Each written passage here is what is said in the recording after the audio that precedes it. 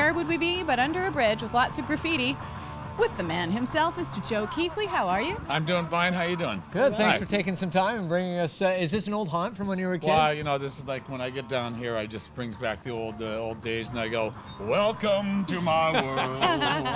You can tell I've moved up a long ways, right? You know what? I fought a long time to get to the bottom, and I'm not giving it up that easy.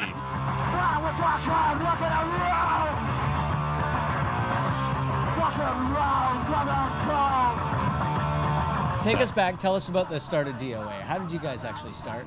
Well, we had a band called the Skulls, and it was kind of Vancouver's second punk rock band back in '77, and we moved to Toronto and got kind of religiously booed and bottles thrown at us in Toronto. That's punk rock. The Torontoids, or Torontonians, whatever you want to call them, didn't really take to us, right? So the Skulls broke up, came back to Vancouver in about February '78, and we it was kind of funny because Randy Rampage on bass, Chuck Biscuits on drums, and myself playing guitar, and we didn't really have a singer.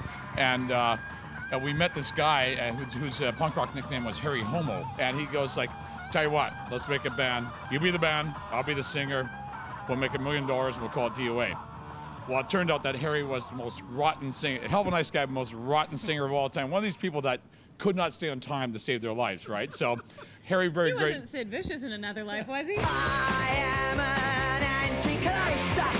Well, yeah, but you would tell, okay, Harry, look, we're going to go 8 bars. 1, 2, 3, 4 times 8. That's 32 beats. Count it in your head, and then you start singing. You go like, and you start like 29. Blah, blah, blah, blah, blah, blah.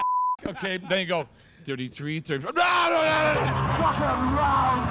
blah. So you became the front man by default? Basically, yeah.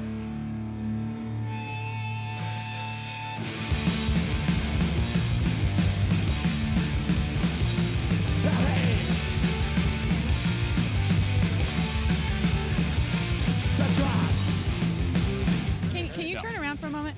Because the philosophy of D.O.A. is on the back here. I confess I almost got this tattooed on my body circa '84. But tell us about talk minus action equals 0. Yeah, there was this anarchist magazine. Strangely enough, we had a copy of kicking around the house somehow, right?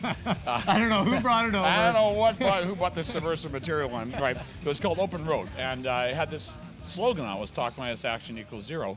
And we just thought that's a really great slogan, so we kind of asked them, well, do you mind if we borrow it for a poster, and it kind of grew from there, and we put it on records. And basically it just means if you want to change things in life, you go out and do it. But if you do nothing, nothing will change. Well, and one of the other terms that you guys sort of pioneered that I didn't really realize, Hardcore 81, of course, one of your greatest albums of all time. How did that come about?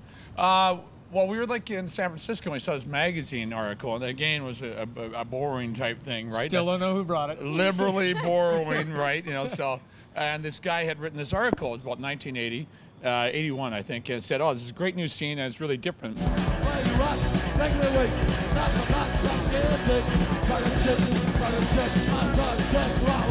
Doesn't sound like English punk rock or a derivative of New York punk rock.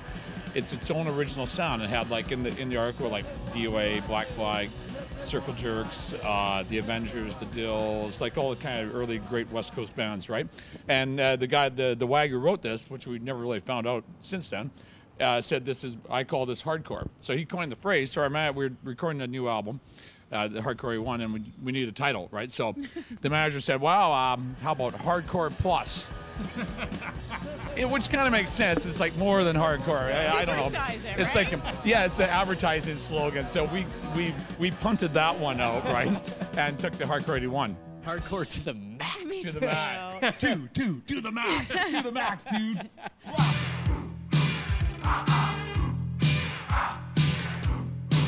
I want all you people to hear me now.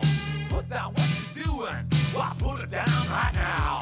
I remember when you delved into politics, and Right. you are still involved in politics in a lot of different ways. Right. I mean, whether it's just talking about issues and things like that, but is that something, I mean, Joe Keithley for Prime Minister someday? I mean, I run lots of people say that, and I tell people, No, we don't live in an American political system. There's no write-in candidate, right? You know, I'd have to actually start my own, the shithead party or something like that, right? You know, but as we know, that most politicians are shitheads, so I'd have a lot of people I could draw to my side. That party's already been made. If people saw shithead on the ballot, you would be an easy win.